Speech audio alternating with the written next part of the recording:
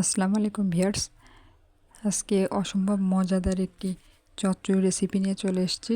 তো আমার আজকের রেসিপি পাঙাশ মাছ চচ্চড়ি। তো খুব সহজে তৈরি করে নেওয়া যায়। তো চলুন দেখে নিই কীভাবে এটি তৈরি করতে হয়। তো এই জন্য এখানে আমি মিষ্টি কুমড়া এরকম টুকরা করে কেটে নিয়েছি। আলুটাও একটু মোটা করে টুকরা করে কেটে নিয়েছি। 3টা পেঁয়াজ কুচি নিয়েছি আর বেশ কয়েকটা কাঁচামরিচ চিরা নিয়েছি। পেঁয়াজটা একটু বেশি পরিমাণে দিতে হবে। তো 7 পিস পাঙাশ মাছ লবণ হলুদ মাখিয়ে রেখেছি এটা ভেজে নেওয়ার জন্য। তো আর লাগবে পুঁই শাক। পুঁই শাকটা এরকম কুচি কুচি করে কেটে নিয়েছি।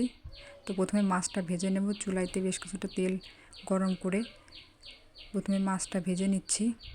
তো ঢাকনা দিয়ে মাছটা ভেজে নেব, কারণ এই মাছটা ভাজার সময় তেল ছেটে ওঠে। তো আমি ফিরে আসলাম মাছটা ভেজে নেওয়ার পর। দেখুন ভেজে নেওয়া হয়ে গেছে। তো একই তেলের মধ্যে এখন দিয়ে দিচ্ছি মিষ্টি কুমড়াটা,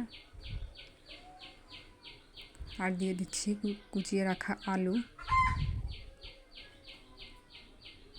সাথে দিলাম পুঁই শাক।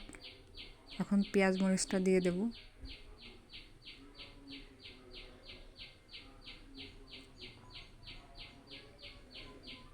তো পেঁয়াজটা দিয়ে দিলাম। এখন দিয়ে দেব স্বাদ মতো লবণ, আর দিলাম 2 চামচ পরিমাণ হলুদের গুঁড়া। এই সব কিছুকে একটু নেড়ে নেব মিডিয়াম আঁচে। তো যখন এটা একটু কমে আসবে তখন এতে পানি অ্যাড করব। তো কিছুক্ষণ নাড়াচাড়া করার পর অনেকটা কমে এসছে।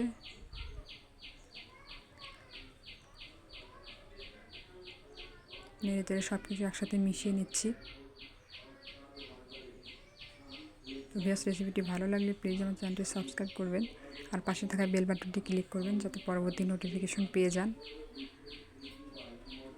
তো এটা খুব ভালোভাবে নেড়ে চেড়ে নিতে হবে যাতে সব কিছু একসাথে ভালোভাবে মিশে যায়। তো এটা হয়ে গেছে, কমে গেছে অনেকটা। এখন পানি দিয়ে দিচ্ছি। এই পানিটা তরকারির গায়ে গায়ে থাকবে, ঝোলের মতো অত বেশি পরিমাণ পানি দিতে হবে না। এই পানিতে সব কিছু সেদ্ধ হয়ে যাবে। তো এরকম গায়ে গায়ে পানি দিলেই হবে। তো এখন হাই হিটে জাল করব।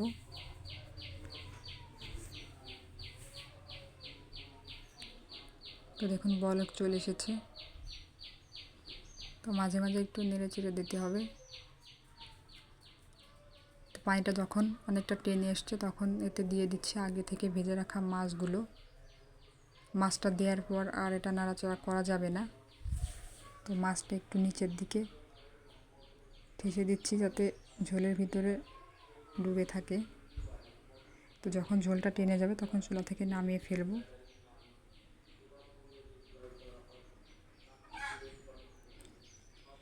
তো পুরো পানিটা টেনে নিয়েছে দেখুন। নিচে হালকা একটু রস থাকতেই নামাতে হবে। তো আমারটা হয়ে গেছে, এখন নামিয়ে নিচ্ছি। তো গ্যাস তৈরি হয়ে গেল খুবই মজাদার পাঙাশ মাছ চচ্চড়ি। তো রেসিপিটি কেমন লাগলো অবশ্যই কমেন্টসে জানাবেন। তো আজ এ পর্যন্তই, দেখা হচ্ছে অন্য কোনো রেসিপি নিয়ে। সে পর্যন্ত সবাই সুস্থ থাকবেন, ভালো থাকবেন। আল্লাহ হাফেজ।